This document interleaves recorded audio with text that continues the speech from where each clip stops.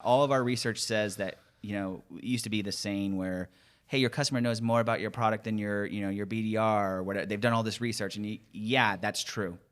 But we're now in a place where a customer's coming and they already want to buy from you, especially when you're in the SaaS space. They've already evaluated Zendesk versus some other tool, and they want to buy Zendesk.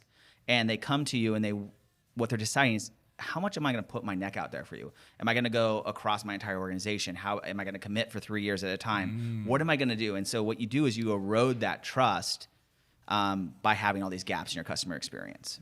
Ignition sequence start. 3, 2, 1.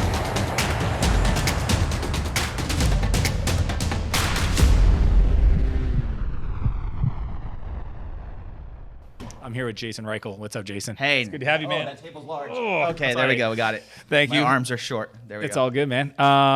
So you run Go Nimbly, consultancy, focus on RevOps, revenue optimization. I believe last number I saw, I've got to assume it's a little higher, 200 million in MRR, probably a little higher than that now. Doing we're supporting about $3 billion a year of revenue. Okay, there we go. So big number. Focus, Twilio, Zendesk, all previous customers or current customers. Yes. But for those in the SaaS space that have not really dived into rev optimization, how do you describe it? So revenue operations, the best way to describe it is it's just taking your sales ops, marketing ops, customer success ops, if you're lucky enough to have that, most people don't, and unifying them into one team that supports a revenue number.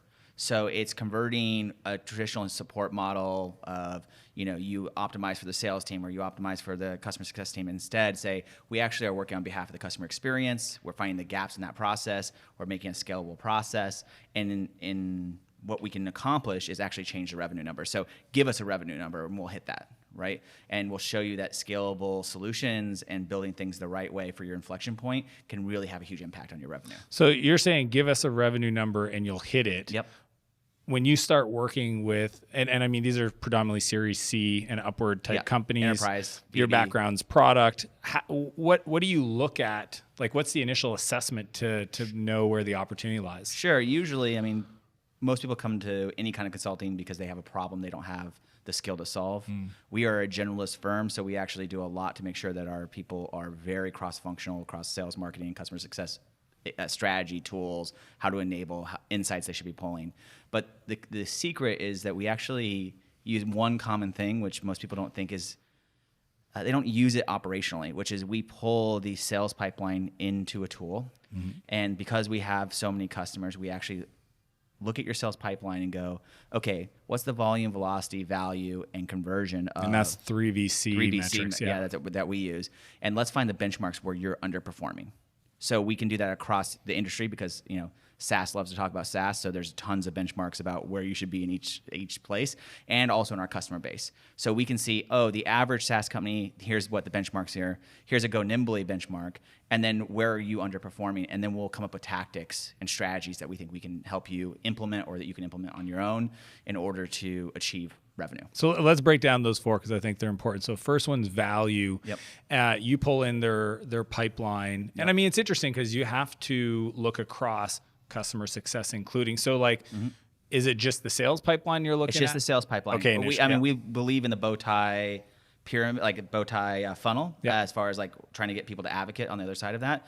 But ultimately what we're doing is we're pulling in the funnel, and then we're understanding that if you have a problem, let's say in value from stage 1 to stage 2, you probably have a marketing ops problem. Okay, and when you say value, it means the value of opportunities. Yeah. The actual dollar amount. Okay, so when we look at a sales velocity, the opportunity, total opportunity in value, each stage, right? In each stage, yeah. And so what it might mean is that you're not targeting, so if usually stage 1, stage 2 issues are because this ops. is, just for people watching, this is cool because you're breaking it down into a very scientific approach with benchmarks, which is, we're in a fairly newish industry. How old is RevOps?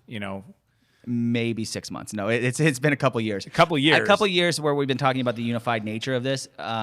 probably the last year where we've seen VC-backed companies coming to market with And products that say revenue RevOps. operations. Yeah. So when you look at the value per stage, is there a unified stage structure that you feel everybody can map to? Because I mean, all these metrics have to be mapped to some kind of like common language. So when you say stages, what are the stages for you? Well, typically most organizations fall into, and most of our customers have both of these, a velocity model and an enterprise sales model. And we've kind of boiled down the stages that are necessary in each of those. Yeah. People can add more stages, but in reality, you might compress them into that's behind the scenes, we compress them into categories, Yeah. right? Just the same way as you might say, oh, this is in pipeline, this is not in pipeline, this is in forecast, this is not in forecast. Yeah. And so we can actually break those down into those, categories. And at a high level, stages what would those be for you? Qualification. We're kind of seeing more and more stage 0 opportunities as you're moving BDRs to saying, okay, it's about getting the meeting on the book, qualifying it, and then having the handoff to an AE. Yeah. So a 0 stage opportunity into qualification, into demo, into negotiation. If you have a really easy sales cycle, out into Yeah. close one as the most simple. Yeah, Most so people like have 4 to 5 stages. Most people have 4 to 5. 4 or 5 Yeah. stages. So then you'll map their pipeline against those 4 or 5 stages and let them know kind of, are they moving across those stages efficiently or not? Yes, and the chances are that the operational team will come to Go Nimbly with ideas of what they want to accomplish, and they won't map to where they're not performing. What would be an example of? Someone might say, we really need to do sales territory alignment, or we need Okay. to do sales territory like lead routing or something. And then what you'll actually find out is it's not a problem with the amount of volume in each of those stages. It's a velocity or conversion issue, right? And so they're taking a tactic because maybe their gut is right that there's something wrong, but they're not thinking it's using a the right routing tactic. issue. Correct. That's not the issue. And what we find about most operators, because they haven't, I think 10 years ago this was safe to say about marketing, which is, hey, marketing is kind of just does what they want. They don't have a lot of like accountability in the process and the spend. And over time, what we've seen is like now marketers have to like every dollar they have to show like where that's going, and because of that value they're providing, they get more and more money. CMOs have huge budgets now to buy software and be sold stuff, so that's great. I think that it's time for operations to sort of Have that stand up and similar say, accountability. hey, look, we're actually pushing this. I mean, I think a lot of operating teams are really great and they are pushing it, but all the credit goes to your go-to-market teams, right? And so for us to have this model where you can look at 3VC and say, hey, look, we didn't increase reps, we didn't increase marketers, but we actually fixed this tactic and we saw an increase in our revenue. That's huge for the organization, the CEO, the COO, the CRO to invest in operations versus investing in other areas that they And want to when invest in. you say operations, I'm assuming, is it just tools? Is it process? Is it training? What's involved in that? So I view, I'm writing a book right now about revenue operations. And it's called Awesome. Transform. Yeah, so Yeah. I'm pretty excited about When's that coming out? Soon. No, when it can. It's right now we're field testing all the ideas and making sure that they really work, because it's supposed to be a field manual for someone in operations who wants to make the transition, not someone who has the autonomy right now to do it. We're seeing if all of our philosophies work when you're not the one that's leading it. Accountable. But one thing that we keep seeing is that organizations are, bringing in people and they have no idea how to prioritize their work, and they have no idea how to basically accomplish the goal of really understanding inflection point and what it's going to take to get there. And so what we've tried to get operators to do is to understand that there's 4 skills of operations. There is strategy, which you can find great sales operations people that know things like comp structures and things which are strategic in nature. There's tools, and then there's enablement and insights. And those are the 4 skills of a revenue Strategy, operations tools, enablement, and insights. Correct. And on the tool side, we're talking, your Full tech stack, CRMs. Yeah, so CRM, your lean data, your all there, your Engagio, ABM platform, all Yeah. of that stuff. And if you were a one-person shop, we would say that you want that one person to have a 25, 25, 25, 25 split. Yeah. That generalist is going to be better and be more equipped to handle anything that's coming across the business. Yeah. That doesn't happen. We work with companies who have 40 people and they are highly technical. They have weak muscles in strategy. They have weak muscles in enablement and insights, right? And so that functionality is where we kind of come in and help augment and teach those people how to do those other skills and help kind of round out their mostly technical staff. We're finding that at SaaS companies, you usually hire a Salesforce admin, you usually hire a bunch of tools experts, and then hoping to increase the efficiency. Data entry efficiency. Yeah. And you can only go so time far. to moving stages, but at a certain point, like just enablement, I'm assuming that can really unlock a big opportunity for getting and everybody. enabling people, because we look at it as a circle. If you enable, you get the context, right? The insights should drive the strategy, and so it's a reciprocal process. When you say context, you mean 360 view on a deal. It's a 360 view of how the go-to-market team functions, how the sales rep interacts with the customer. So we're big proponents of thinking of revenue operations as there's one revenue team. So there's no marketing, there's no sales, there's no customer success. There's the frontline go-to-market team who interact with the customer, and then there is the behind-the-scenes directors who are your operators. And that yin and yang power struggle needs to be there, and they need to be independent of one another, but they need to make one revenue team. Right? Everyone is working on behalf of the customer. So the go-to-market team is working on behalf of the individual customers, and the operations team is working on the overall customer experience. Yeah. And we find that when you build your teams that way, they can sell any product, right? And you can build world-class operations teams, world-class revenue teams. Yeah. And so we see that a lot of organizations are weak in one of those muscles, and especially on the operations side, their skills are a little weak. Well, it's usually, I'm assuming a lot of these folks don't have experience kind of building that kind of capacity. No. And it's such a new thing. I mean, unless somebody comes in like you guys to show them how to do that, then it's just a lot of testing and figuring it out. But when you talk about the customer experience, I just had one of my coaching clients recently post in the group. He's testing out some new outbound sales automation tools. And he actually said, I've set up demos with these 4 companies.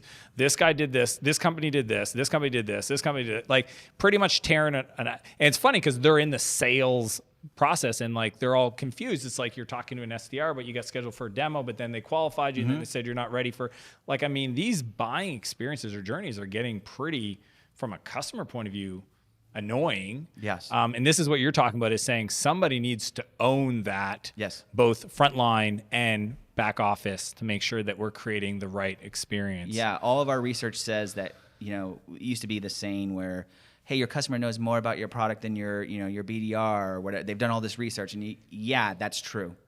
But we're now in a place where a customer's coming and they already want to buy from you, especially when you're in the SaaS space. They've already evaluated Zendesk versus some other tool, and they want to buy Zendesk. And they come to you, and what they're deciding is, how much am I going to put my neck out there for you? Am I going to go across my entire organization? How am I going to commit for 3 years at a time? What am I going to do? And so what you do is you erode that trust by having all these gaps in your customer experience, right? So it's not, this is really fascinating because we just evaluated a vendor, and you're right. It wasn't, are we using something else? It's what's the small, where are we going to allow them to play in our customer experience to see if they can deliver on that, and then we're going to deploy it. Correct. And had they even asked us about that, they might have been able to help us think through that deployment or rollout strategy to win more of our business up front. Correct. That's fascinating. Yeah. I find that it's not about everyone is in service of the customer experience. I don't think that, I love sales. I love marketing. I think they're incredibly valuable. But oftentimes they're done in the name of the organization and not in the name of your customer, right? If a great sales rep is creating value, which everyone talks about, for their customer, a marketer is marketing the right product for the customer. If you're working in a business where you're selling stuff to people who don't need it, you're in a bad business, right? And I believe in the tools that we support and that we're part of the operations team in, or we won't do it. We're not going to accept every customer, right? And so for us, it's really important to say, does this tool work? Does it make people's lives better? Is there value here? And can we actually optimize that so that more people can experience that value? And I think that integrity really shines through both in our product, but in our customers' product, right? Zendesk, we're in their office right now. Great product, works really well, can really help a lot of businesses. I'm happy that we're optimizing them, right? And when you say, are they selling it to people that really need it? You're saying that the value that they're being, the value add on the front end is essentially, I'm going to help this person solve a problem. It may not be our product. We need to figure that out and figure out how because it may not, at the end of the day, it's a consultative sale. It's it's the diagnosis frame. Yes. Walk me through, if you could kind of, and I'm assuming this is what you do for your customers, but what would a beautiful buying journey look like? from the customer experience, and what do you think? And then what happens on the back end to enable this at scale for a Series C B2B SaaS company? Yeah. So I'm a big believer in like the conversational marketing movement that's happening with companies like Drift and other things like that.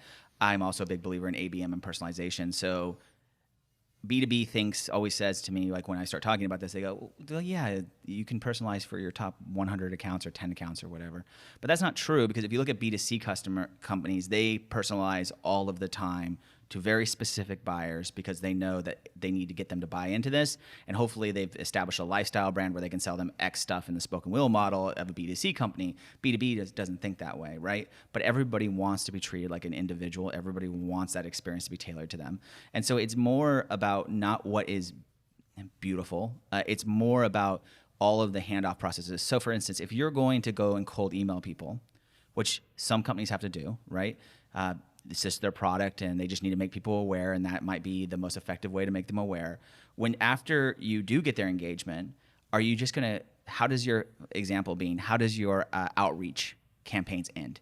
Is it possible for them to get into another one and get another email from you that's from someone else in the organization, or even from you, because you didn't actually take the time to end their journey properly, right? And this is usually because both technologists, sales and marketing, are both working in outreach, creating messaging and stuff, and they're not really talking about what that diagram looks. No one's actually drawn it out on a board and said, okay, how's this going? What's the different plays that we're doing for these customers? And they just put people in things blindly.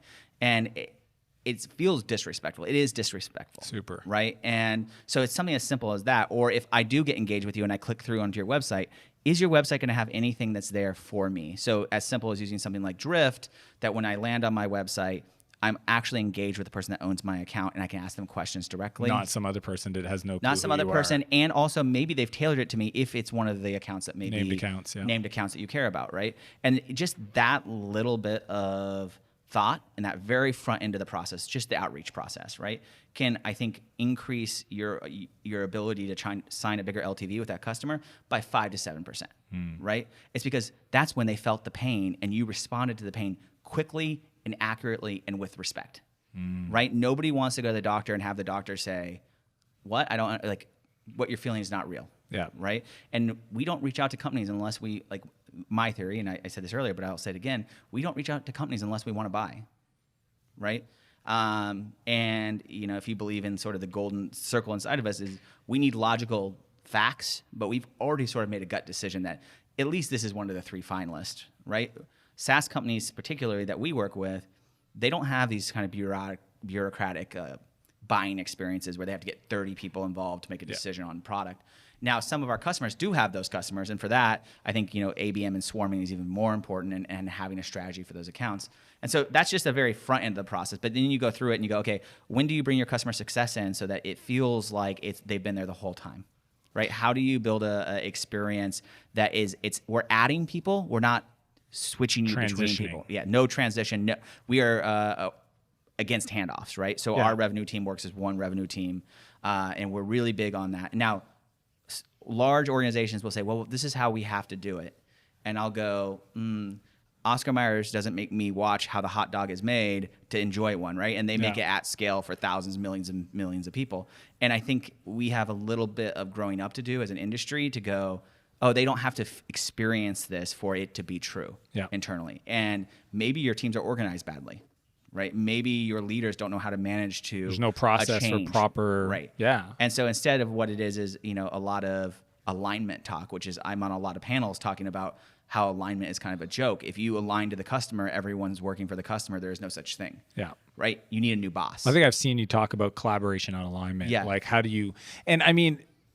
when you guys work with companies, is there a template for the handoff? Like, here's the information should be captured, and is it all in as some kind of CRM, or is it? Yeah, I mean, we try 2 things. One was we try to give metrics like the 3BC to the operations team to justify their existence, but to also ask for more money and more funding, which obviously benefits Go Nimbly as a consulting company, but also benefits them because the company's investing money more smartly. I don't know if that's right. Anyway, so they're investing properly. And then what we do on the other side of it is we actually try to separate what we call vanity metrics from momentum metrics, right? And vanity metrics are things that are not going to lead to revenue. Activities, even volume of MQLs. Yeah. Doesn't matter, because who defined what qualified is? It's the marketing team. Who decided what SQL is? The sales team, right? Yeah. So it doesn't really matter. But things like, MQL definition for qualification, that's probably a momentum metric, and we probably need to figure that out and use that, because ultimately we're going to see revenue increase by the more qualified. So I'm going to apologize, everybody listening or watching, because I'm jumping all over the place, because every time you share something, I want to double click on it. Like, so what are your thoughts on revenue quota for marketing versus, Oh, I think everyone should have a quota. I think everyone should have a number, even operations. Talk about that, because, that's this is a newish concept that's showing up. Yeah, so about operations specifically, because I can talk more about operations. The average operations team, what we call legacy at Go Nimbly, which is your sales ops, marketing ops, rolling up to probably your CMO or someone, COO, someone like that. But it's still very siloed under sales, marketing, customer success. They'll have about a 10% revenue impact. So just having an operations team will, and people don't add this into their numbers. So if you have a $10 million business, add 10% to it and say, our operations team is going to give us that. Right? That's legacy operations. If you move to revenue operations, unifying that team, having them work in some of the philosophies that we have, you can see up to 36% revenue increase, right? And so I say, okay, if we have net new and we need to go get $10 million of net new next year, give me 36% of that and add that to that, and then we'll see if we can, how close we can get, right? And again, we're so early days that it's not a science yet. It's not as disciplined as forecasting your pipeline. Yeah. But you do see, by giving them that number, the team prioritizing operational work streams that have true revenue impact, and not things that are vanity people's projects and other things like that. And I think that we have sort of a blind eye in most of our organizations that if our operations teams are releasing things and are busy, then it's good, right? Yeah. And that is not good, right? And so we are big proponents of building an operational roadmap, something I learned in product that I really believe in, which is, hey, what are we going to do 3 months, 6 months, 9 months from now that are going to get us to the inflection point that we're trying to get to? So you'll actually deconstruct the strategies over a time period and sequence them properly. Correct. So that you can, look at it, objectively and say, yes, if we do X, Y, and Z in this sequence, we're going to get to this outcome, and let's properly invest in it. And then in regards to marketing, owning some kind of revenue quota for pipeline generation, how do you see marketing teams kind of quantify that dollar amount? I think it was Mark Roberge from HubSpot, previously HubSpot. He talked about it in sales acceleration model, where he talks about quota, and every week marketing should generate X amount of quota around these these types of leads perform better, right? Versus just an MQL. Is that something you guys deploy? It's something that we enable. Okay. It's not something from a strategic perspective that we're deploying right now. Okay, so it's not a must yet. Yeah, it's not a must, but internally at Go Nimbly we do that, and having one team, what we actually look at is engagement minutes. So we've sort of shifted the conversation just to engagement minutes on site, or just even whatever it is. So you get the most engagement minutes since we're an ABM shop. Yeah. You get the most engagement minutes for in-person meetings and showing up to meetups and taking cool. Them out for drinks. So less about activity, more about engagement. Yeah, engagement, and it's not about us doing it. It's about what they do afterwards that we try to measure. Okay. Right, and we haven't perfected this, and most organizations I'm talking to right now haven't perfected this. But early days. It's we did this tactic and they responded in this way, and that's how we're measuring it, and that's what we are hoping turns into pipeline. So we're not to the point where we can give a specific number to the marketing team, because we're not sure what things are like. Most teams try to do this through attribution and other things like that, which is just paid acquisition. Yeah, we've grown and by 100% year over year with very little paid anything, right? All named accounts. Yeah, all named accounts, all working our referral networks and things like that. And now we're just starting to get into the area for us personally where we're like, okay, let's go and get a company in Austin who's not in the Valley and get them to buy our services and see what that takes, right? And let's see what the CAC is on that, because right now we have a very relatively low CAC. It's very easy for us to rely on our book of business, who we've worked with, the quality of the work, and what the space that we're in, right? Yeah. And so if you're interested in those things, we're kind of the only shop that can do that. So that is an unfair advantage we have right now. Yeah. What I'm trying to see is how does this scale? How do we become a $50 million company? Yeah. Or a $100 million company? And what technologies do we need and what processes do we need? And one of the key things I'm thinking about is marketing is incredibly important when we're trying to create a new category, which is subscription consulting in revenue ops. Those are two different categories. Totally, and both we need to fairly push both. new. And correct. Yeah. And so we're trying to invest and figure out how to properly quantify that activity. for marketing. Yeah, but that's something that I feel like a lot of SaaS companies need to start thinking about as well, so that they don't have these moments where marketing goes out, does an event, and says, "Hey, sales, here's a bunch of MQLs," or and just dumps it, and then the sales team can't respond properly. Yeah. And it's like the nice thing about that model for us is we would pick that up almost immediately because you would have high volume in your pipeline, right? But you would have low conversion. Yeah. And so we would come back and say, "Hey, there's a marketing issue here." Yeah. There's a marketing operation issue here. Yeah. And by having that team separated from marketing, there's accountability now for what marketing is doing. You don't have a marketing operator who's enabling that process. They do enable that process, but if that process doesn't work, they're going to come back to you and say, "Hey, this is not helping us close deals." And that yin and yang situation, that tension creates a very healthy environment where people are aligned because they're solving the right kind of problems. Yeah. And who do you see as a natural leader to be promoted or brought into a RevOps kind of position to like, is it somebody in marketing, sales, customer success, engineering? I'm hoping that like Go Nimbly is training all those people, right? Yeah. So we have a very robust training program where we bring in someone from sales operations, marketing operations, and we train them on the other aspects of operations. So the way we do that is you come in with a background of, say, sales ops, and this is something that every organization operationally could copy, is we have them come in with their background, and then we give them an hour to 2 hours a day to work on things that are not in their background, because we really believe in the generalist model. Yeah. And then what we try to do is get them to do work that's not in their category by having them be able to be solution designers, but not actually working the tools and processes that they really know when they came to us. Okay. And over time, we create revenue operations consultants, right? Specialists who understand operations for SaaS companies backwards and forwards. Yeah. Those people are who should be your CRO. In my opinion, those people are who you should be promoting because they understand the mechanics to drive revenue. Until those people are all out there and deployed to the field, we typically see it coming up through sales. Yeah. But CROs deployed through sales usually have such a huge focus on BDRs and outbound sales stuff that they don't actually really care about. They have a hammer and they know optimization. nails. And that's a struggle. You see some COOs really get interested in this, but they have troubles creating the urgency that's necessary to really focus on revenue. So it's kind of a space where I go, find the person who believes that operations and customer experience is king. Not king, but like at least has a seat at the table. Right? Yeah.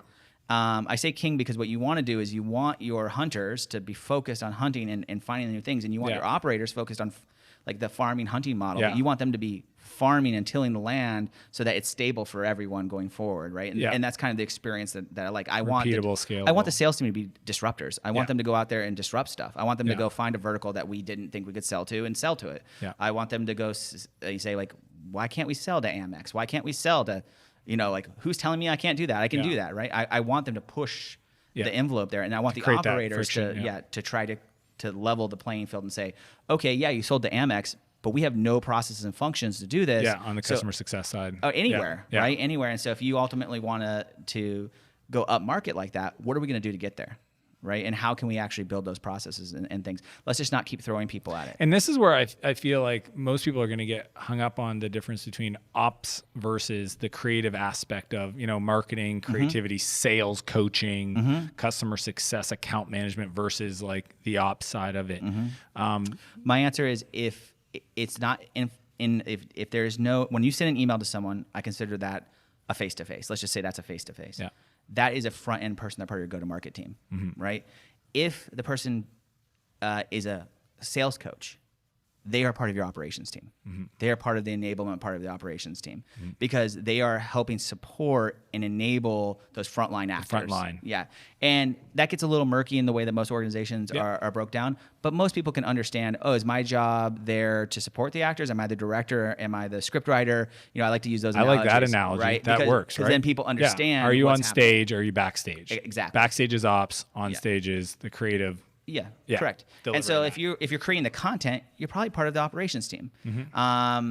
If you are actually, configuring the tools, you're probably part of the operations team. If you're actually Manning the CMO, the chat. you're not really part of the operations team. And like, it's okay for this to get murky. The only reason we try to separate it now is so that we can say, okay, who's actually going to do the manpower and who's going to develop the skills that are necessary to actually move our teams. Yeah. We would like to think that, anybody that has an interest in solving the problem at a holistic level, like if you have a BDR who it's time to get them promoted and they either can go AE or you're thinking an operational role for them, is it a person who's thinking scalable about the solution across the board for all customers, or is it someone who really likes to get deep with a customer face to face with them? Put them on the sales, put them in the GTM functionality. Yeah. Right. If the whole time they've been a BDR, they're thinking about how can they optimize this and how can they, reduce the calls but get the same results. That's an operator. Yeah. Right. And we don't recognize that. And what we do is we put them on these tracks and push them forward. Yeah. And then what let's talk about tools, because I know that, most SaaS companies are dying from deaths of 1,000 SaaS products. What is the stack that you feel needs to be present at, kind of 10 million ARR plus? What do they need to do this properly? Yeah. Enterprise companies, we really would recommend something like, so we kind of have two. Salesforce for enterprise grade companies, CRM, a must, obviously. Yeah. For smaller organizations, Copper is really good, and they're a customer of ours, so I'm going to shout out to them. And then from the marketing automation side, you need a Marketo, you need an Eloqua. We use Autopilot ourselves. Yeah. We don't do a lot of nurture. We do because we are an ABM, so we're not putting a lot of people in things. And then you need like some specialty tools. So, you need data tools. We're big fans of Clearbit and other tools like that. But really, it doesn't matter what technology you choose as long as you're intentional about the choices you make. Yeah. There's this kind of... Then what about on the customer success side? Customer success side, I'm seeing there's a bunch of tools now. What are you seeing like that you like? What's the one? I know the founder because he's always tweeting and stuff. Yeah. But there's the... essentially the ones that give you the reports. Engagement platforms. Yeah. They're great. I think that customer success tools are still really in the early days of analytics platforms. Yeah. And any analytics platform, and we've worked with lots of marketing automation analytics companies. Yeah. They have a hard time proving value because analytics is only useful. Is Pendo one of them? Pendo is a great tool. Yeah. So I have a lot of clients so that's like product feedback and customer support engagement. So there's not a clear winner in that category yet, and what we find is it's more vertical based. Yeah. So it's who are you selling to and what are you trying to accomplish? Most of our customers have Zendesk and tools like that. Yeah. But ultimately, I don't think there's a clear tech stack. What we are interested in doing is, because right now we're only working with C and up, we're interested in putting together a tech stack of tools that we recommend to seed A, B, and C companies and sort of build out recommended tech stack for them. But once you get to... And it's really a configuration aspect, not the stack. Because what I feel is missing a lot for companies is just that view of the customer experience, right? Being able to say like, oh crap, we did send a double campaign, outbound campaign. They bought, this person reached out. Like, you want to see all the touch points, and when you've got all these siloed solutions, they're not well. Yeah, integration is really, really key across that. And one thing I was going to mention that we have a habit of doing in Silicon Valley is having this idea that tools are cool. And I'm a product guy. I love product. I try product out all the time. But there's this kind of dirty thing that's happening in the industry where it's pick whatever tool you want to use, and as long as it works for you, that's great. And what they don't realize is they're creating all this operational debt that when you want to get sold or go to IPO or whatever, and trust us, we work with companies who had to spend millions and millions of dollars of cleaning up this process. It doesn't really work, and no one's actually gaining the efficiency because no one on your team has time to learn those tools. So they think the tool is going to solve the problem when it could be a process. They think the tool is going to solve the problem, and they also think that enablement is a bitch, and we're not going to do it. And so if they can enable themselves because they want to be enabled, which is kind of the mindset of if you get to pick what you want to do, if you get to pick your own lunch, you're going to eat what you want, right?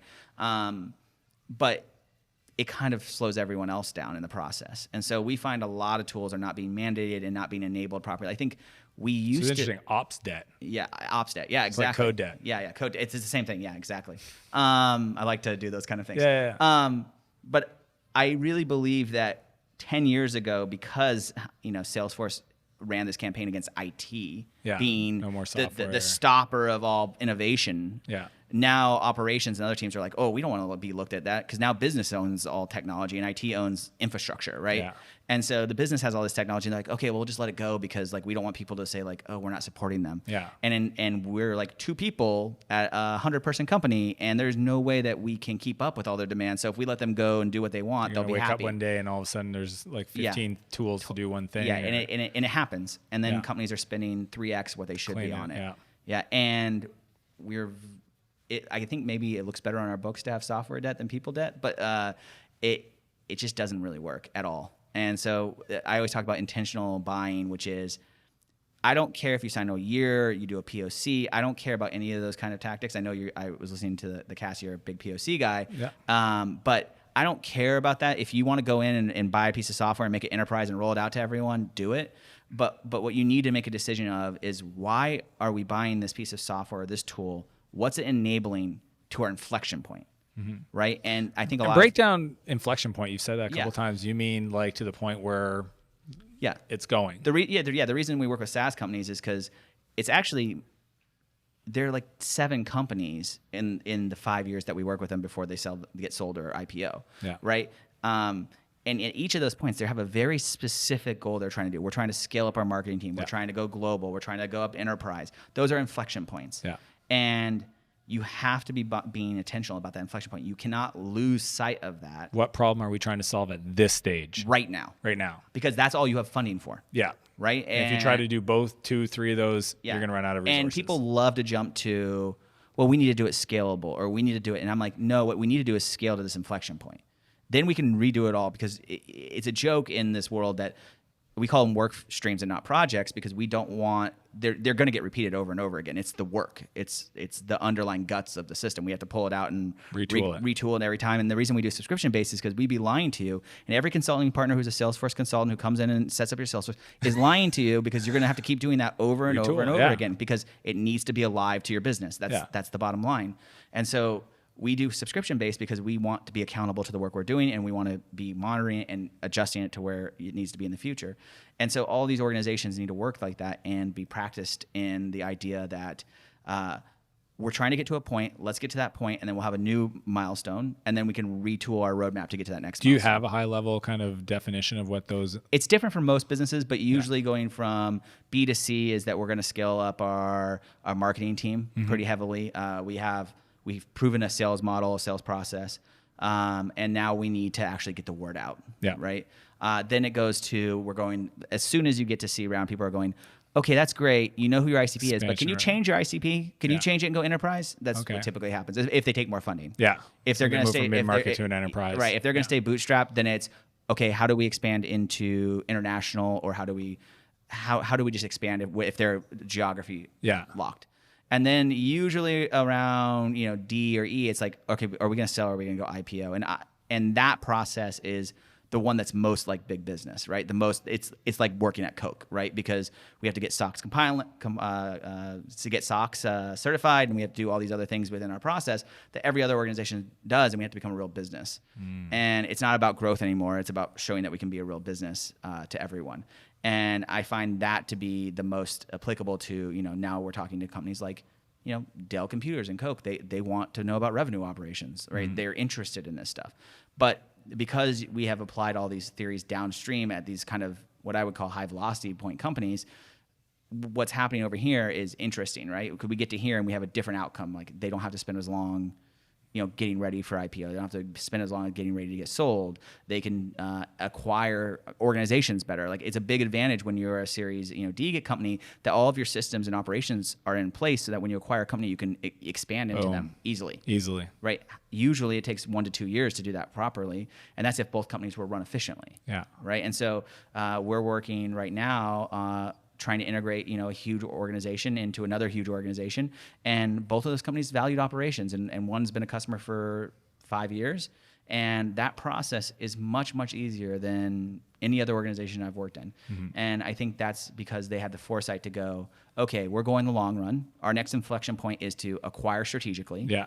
Let's start building our systems That so that we can foundation. acquire that. And then plug them in. Exactly. Yeah. And that changed the game for them. Yeah. And those organizations. So what are is gonna that win. activity? Is that API enabling certain kind of interfaces? Is it documentation?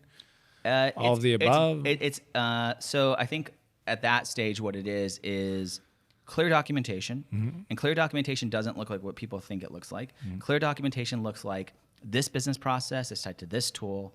So diagrams. But more even so, just saying, okay, here is how, if we talk SLAs. about SLA, or if we talk about lead management, here's all the tools that touch lead management. Know that. You'd be surprised by how many organizations don't have know that. Oh, for sure. Like they don't know, okay, we're using Discover.org to enrich this data. Yeah. And I'm not talking about you don't even need to know field detail. Yeah. We're just because saying, we're talking hey, about huge organizations that have hundreds of people working at them. Just right? even know that they're involved in this part. Correct. Yeah. Because people will break something and it has huge downstream effects. Yeah. And to find that, it's like a needle in a haystack at some point. Yeah. So those organizations, that kind of documentation is really critical. And then not forgetting that enablement's important. So I find even at larger organizations doing rep rides, marketing rides, things like that for your operations team to get the context of what the field needs. And when you say this again, because a lot of people have no clue, you mean like essentially like pair them. Yes. What I love is a bunch of programming analogies. Yeah. Pair programming, Yes, agile absolutely. scrum. Yeah. So I really think of and why I think Go Nimbly is going to ultimately win as a consulting DevOps. company. Exactly. Is I liken it to when people went from waterfall to agile, or from manufacturing to lean manufacturing. And now we're going from legacy operations to revenue operations. Yeah. And the companies that can build the transition muscle Yeah. in organizations are the companies that win. So Accenture, Deloitte, these big organizations in our space. And I really feel like we might not win, but we have a good shot of doing that, right? And so when I'm looking at these organizations, I'm going, yeah, here's things that worked for those paired programming, paired rep rides, all of these things that operations teams don't do necessarily enough, so that we can get the context, so we can prioritize our roadmap. It's running your operations team a little bit like a product, For sure. right? No, it's that's what it's we the do. agile approach to road mapping. Absolutely. And just being able to see it from the customer experience, which is, the forest from the trees. Because a lot of these, they're in it, they're doing it. They don't actually see like, oh, if you actually take a step back, this looks really, really bad. Yeah, we do this thing where we come in and we do two things, where we do a skill gap analysis of the team. So we can tell your team where you're weak, but then we also like try to do like secret shopping or talk to your customers and see then give them back that as a report. See where the perception is different. Yeah. Right. So if You're saying this in your marketing, here's what I got from the rep. Here's what the sales guy said to me. or if we said to an operator, because again, we're talking at the operational level, which is a different thing to talk about, because I know everyone wants to talk about sales and marketing. But when you talk to an operator, you go, hey, where do you think your biggest problem is? And they'll say something, and it's usually been parroted by a salesperson. This is a bad example, but it's something we hear. Our page layouts are confusing and hard to use in Salesforce. It can be as dumb as that. And then I go, well, actually, your customer thinks this is the weakest part of your process. What are you guys doing around that? And they'll go, well, that's not our job. And I'll go, well, the sales team doesn't think that's their job either. So whose job is it? And just pointing out that there's these holes where nobody takes accountability in the process. The customers. But the customer feels realizes it. They know it. And we've all had that experience, right? Especially when you're on this side of the fence, if you fill out a form and you know, okay, where's that going? Okay, it's being routed in Marketo. It's going to Salesforce. My company is doing X millions of dollars. That probably means I'm being routed to a small, medium-sized business. They probably have an SLA of what? Why has it been 4 days? Right? What's happening inside this organization? And I don't think that everyone understands the guts that way, but everyone can feel that no matter who you are in any organization. Yeah. Yeah. And like when it comes to companies focusing on retention, expansion, when you say that there's different inflection points, is that something that comes before they pour more on marketing, or is that kind of once they perfect the mid-market? It should. I know where it should, but It doesn't happen. I hate saying this, we're only seeing organizations prioritize customer success when they have bad churn. It's too bad. Right? Because I mean, that whole growth ceiling, or I call the churn flat line, Yeah. I mean, if you don't know it's coming, it's going to be a world of pain, because trying to fix it when it shows up. Yeah, and more smart, people are starting to look at churn and saying, okay, how do we prevent this, and what can we do in the front end of the process? And I think that area is maturing.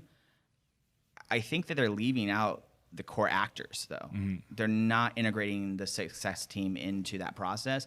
They're usually trying to use marketing to reduce churn through education, or sales reducing churn through touch points or QBRs or something like that. And it's like, hey, the people who have the context, you're not utilizing them. You're not bringing them in and doing an introduction that says, this is your partner. And you know what scale these companies are going to be at. And if you have a product that can't be supported, you probably don't have market fit, even though you're pretending that you do. Yeah. And Right. that means they moved up market too quick. Absolutely. And they didn't build out any of the functionality that's necessary in their core product. And that means that you probably need to go raise around and say, we need a ton of support people there's an so we can build this product. Because if you just can sell this vision, sell the product, and then you just churn everyone knows everyone's now starting to realize that's worth the selling. Money. Yeah. You should not have sold to them. Save the resources. Yeah, because those people are never going to buy from you again. Yeah, and they're out there talking crap about, Yeah, 100%. So I think that including those people in the front end of the process. So I like to get customer success. I say, okay, you have let's say you have 5 strategic customer success implementation people, if you want to call them. Mm-hmm. I don't know, in different organizations, they have different titles now depending on how progressive the organization is. But let's take those 5 people and at negotiation, let's bring them in. One thing that we do. Is that for a proper handoff? It's so that the customer actually feels like we're adding to the swarm. Adding. Right? And you are adding. It's not for a handoff. That person's now involved in that process. And that person you should be using a tool like Front or something where all the emails from that team are now being shared. They're being added to it. You're creating this and get the environment. Context. Yeah, we love doing Uber flips, personalized Uber flips for each of our customers in the prospect stage. Mm-hmm.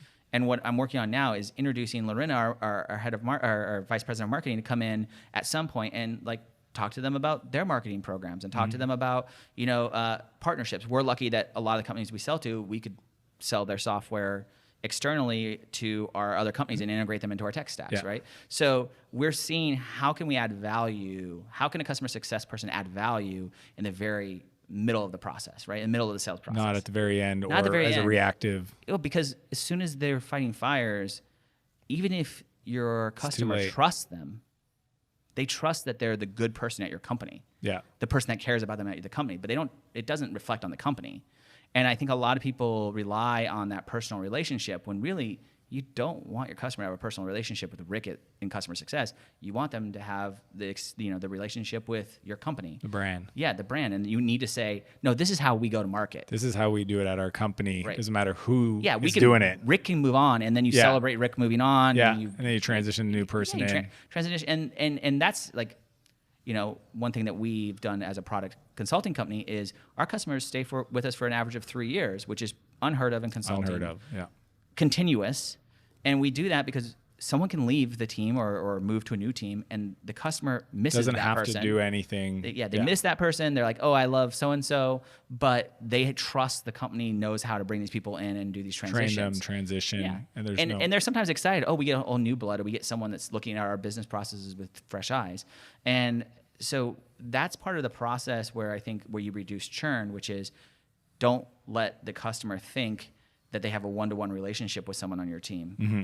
Don't let someone be a scapegoat on your team. So many customer success teams are scapegoats, right? Or they blame the product, which is worse. So when I worked in product, as product manager, I'd open up tickets and go, oh, our success team hates our product. Yeah. They're not cheering for it anymore. And we're doing all of these other things in order to build stuff so that we can go up market. But our own people hate our product. Yeah.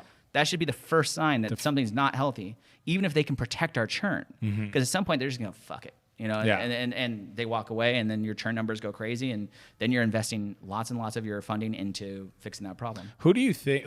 Do you believe customer success should be accountable for upsells, cross sells, or should that be bringing the sales rep back into the conversation? Where do you think, as a holistic approach to the customer? I think that if we really want to take customer success seriously, we need to have them be responsible for upsells. You need to have a upsell sales team that lives with customer success, the same way that so many BDRs are now owned by marketing. Yep. Right.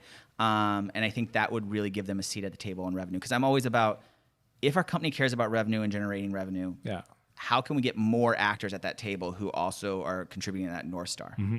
Right? Churn is a prevention mechanism. So if we can say, your day-to-day, part of your day-to-day is preventing churn. Yeah. But really what we want to do is, some people are going to churn no matter what we do. Yeah. We didn't have the product they needed. We didn't do a good job qualifying. They grew out of our solution. Yeah. But instead, how can we upsell? Yeah. And get them to the table and talking about upsell and getting that core team because they've got visibility into the customer account. Context is everything. Yeah. Yeah. So they understand how to, and then it's interesting then especially if you have a CRO or somebody managing they can kind of incentivize through whatever comp strategy they want to help deploy those new add-ons, modules, et cetera. And I think the personalization happens so much better there because they have so many more touches. They know so much more about the organization. So for us, our upsell model lives with our actual account teams that work with our customers, right? We're integrated into our customer, meaning that there is a team of 4 who gets put at our customer, not at their site, but like works with them, Zoom, meeting rhythms, all that stuff. Stuff. And they think of them as an extension of their team. Like we did a customer survey, 99% of people think that this is someone who works at their company, except there's 4 of them and they have different skill sets and I can throw anything at them and they're a SWAT team and they can solve those problems, right? And so that core idea sort of carves out how I think that customer success should be looked at too, which is, hey, this upsell, churn, all of this stuff should be kind of looked at this one thing, and maybe you build little SWAT teams of people, the people who are focused on this 100 customers, and they're looking for the upsell opportunities. These people are reducing churn and so on. You can apply this sort of red team model to almost anything, and that allows you to experiment with little cost, and then find what works in for your organization, and then deploy it across the organization. And so a lot of people are talking about pods. Do you believe in that model of having, so who would be involved in a pod and how do they communicate? At Go Nimbly? Yeah. So a pod for us is at least 4 people. A sales ops background, marketing ops background, a technical API background, so a developer, and a SaaS strategist. Yeah. Those 4 people make up what we call a revenue operations team. Yeah. They will get, and I mean, anybody listening who has a SaaS company, they can borrow that. Absolutely. Yeah. I mean, absolutely. This is how in the book we're recommending that you build your net teams. And what we do is they support, for us, they support a book of business. So most of our customers are doing 1 FTE to 3 FTE of amount of time per month. Yeah. And those pods will support 1 or 2 customers. Yeah. And they will follow the same formula that all the other pods follow, which is action meetings and these kind of things that we've coined that really help revenue operations stay united. And you'll be surprised by how, if, I'll throw out a customer, if we're working with Coursera and they're doing a sales ops project, and in their action meeting, they're talking about that sales ops project, the marketing ops person with the marketing ops background will be like, oh, actually, this stuff is tied over here, right? And this will be broken when we do that. And we'll be able to solve it just by having that unified communication platform. That's it.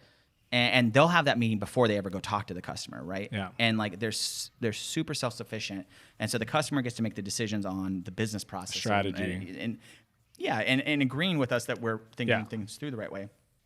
And a company like Zendesk, we've worked with them for years, so we know parts of their process that they don't know, and they know parts that we don't know, and so it becomes a good partnership, but it's really integrated. But I think that every organization should do that. And what we typically do is, let's say we have a customer, our largest customer is like 8 FTE, right? We'll just expand that pod and have them focus on that one customer, and they're really integrated, but we make sure that we keep bringing diverse backgrounds. So companies that don't work well for us are companies that come to us and say, hey, we need a Salesforce admin. Can you provide a Salesforce admin for us? We're like, no, that's not what we do. Yeah. We know Salesforce. We know it like the back of our hand. And probably I've worked in this space for 15 years, like know it better than almost any other organization, but that's not what we do. I think that a lot of consulting companies try to build themselves on the back of tools, and that's a bad place to be, in my opinion, as a consulting company. Yeah. And I want to be able to talk holistically about what the problem is and not always be forced into this solution that doesn't make sense for lots of organizations. And so those companies don't do as well with us, and we are very straightforward with that. We learned that the hard way. Yeah, we were like, saying yes up front, and then we can land and expand, and we do land and expand. The way we land and expand is typically we might be brought in because a sales ops team is having a problem. Yeah. They buy into the methodology, and then we might expand into the marketing team, and then we might increase their overall program and start doing marketing work for them, and then we might do customer success work. We might even do some technical front end work for things that touch their customer. Yeah. But ultimately, they have to buy into the methodology. And now, because of revenue operations, and this is what you're going to cover in your upcoming book. The book is going to be for organizations who have an operator who's going, why can't I get anything done? Which is every operator I've ever met at every organization. They actually care about their craft greatly. Yeah. And so I find that because most of them are coming from a systems background, they don't have the soft skills on building consensus that are necessary to really change their role properly. So I have a soft spot to teach those people on how do you actually evolve your position from a support class into a revenue class where you have a seat at the table. And people are, when you say something, people are leaning in and going, okay, what's that team saying? Okay, that's important. We should pay attention to it. And not like, Dave is so nice. Every time I send him a ticket, he gets to me in 20 minutes. Like, that's not the relationship that you should really strive for. So that's what we're working on, and hopefully that will be something that people the ideal thing would be that you get your office at a WeWork, you read the book, and you start building operations. Even if you're a CEO, you start building operations the right way. You invest in things at the right time, and then when you get to an organization where you're trying to actually scale, it's much easier for you, and you have the mindset to do it.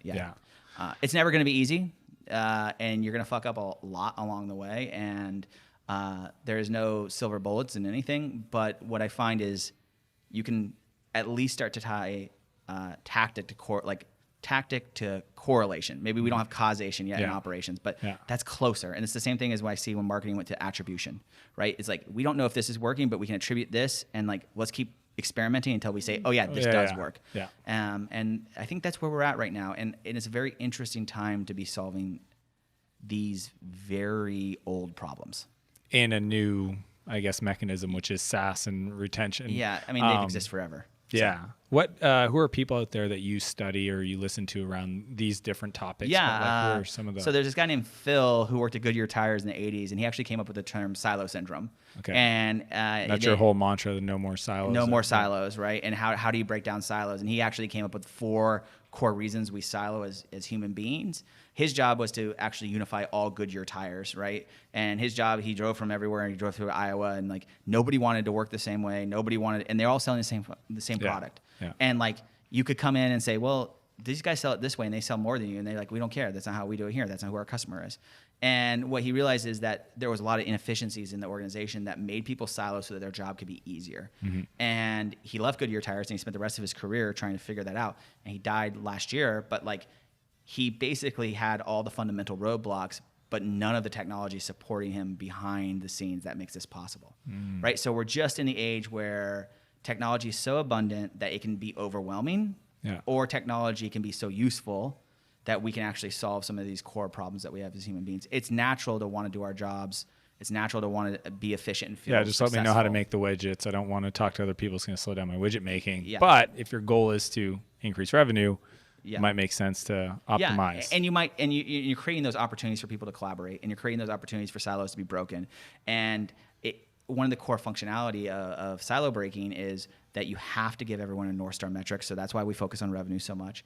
And then we have to give everyone the ability to influence the conversation. So it's why I focus so much on, hey, operator, this is how you have a seat at the table. Hey, customer success, this is how you have a seat at the table. Because if we're all speaking the same language, we can come at it with our different contexts. Right? But if we're not speaking the same language, our context is not going to be heard. Even if it's real, right? And so someone might go, yeah, I hear that, but I only have $10, and you didn't get any of them because I couldn't relate why you needed that. It's just something you asked for. And that's really frustrating, and a lot of good people kind of get burned out in both of those areas right now in SaaS. And I really feel convicted that those people should be respected and should learn and really take ownership of how important they are to these organizations. Because when I talk to a CEO and I say, okay, what are your operators doing? How are you measuring them? I'm like, I don't know. And like, you can see on their face when I'm having a conversation with them is they're not even thinking about these people from a day-to-day perspective. And that's a real problem because they're running your business. They're the ones that are actually making everything run. Operations people are behind the scenes making it run. Customer success people are preventing churn and talking the most about your product. And those two people are being ignored. And, I do think that there's more room for sales and marketing teams to grow. I think there's a lot of focus on them for good reason. I think there's been a lot of progress and the idea of alignment between them and trying to get those two teams to work as one team. So they're in a healthy direction, right? But I don't see that so much with the other functions of the go-to-market team, the revenue team. So Jason, one question I'd love to ask as we wrap up is you've built a successful company in the consultancy space, 2013 to now. It's very rare. Most companies fail. Obviously, you know this. And you're doing it in a very innovative approach.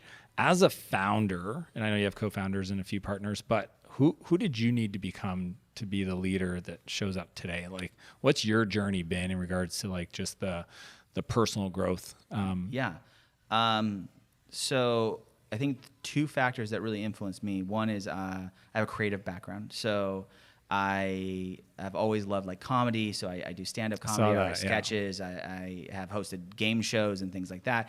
And I've always played music. So I've been in bands, and I grew up in sort of a punk rock DIY scene. Mm-hmm. And when you see something that needs to be made, just go make it. Right. And I am not a money motivated person, although I know in our world that's how we reward people.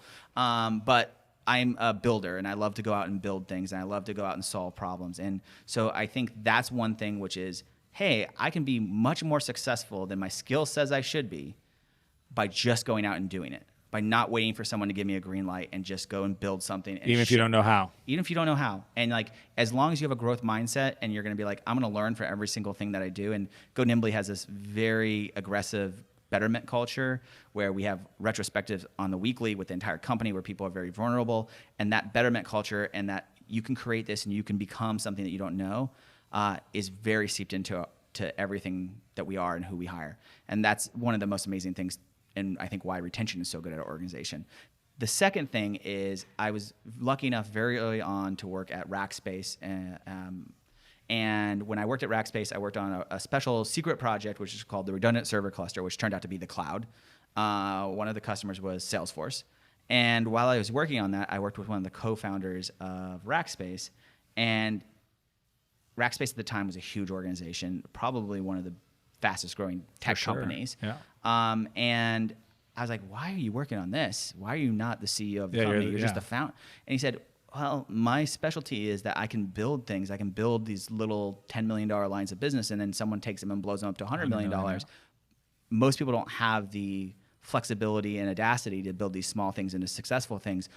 Some other people are very good at scaling this. And I learned from that you have to understand what your abilities are, and you have to understand where you can grow and where you aren't growing the way that you need to, and that you always have to be evaluating yourself, right? And so by the idea that I can try anything and then constant evaluation of where I'm at, which I learned through Rackspace, I've learned that you can move forward things in a way that most people are afraid to, or that most organizations are risk averse to, right? And I am a big believer that if you can bootstrap your company and we're going to be doing, no funding, we're going to be closing over about $12 million this year, $10 million to $12 million of revenue. Mm-hmm.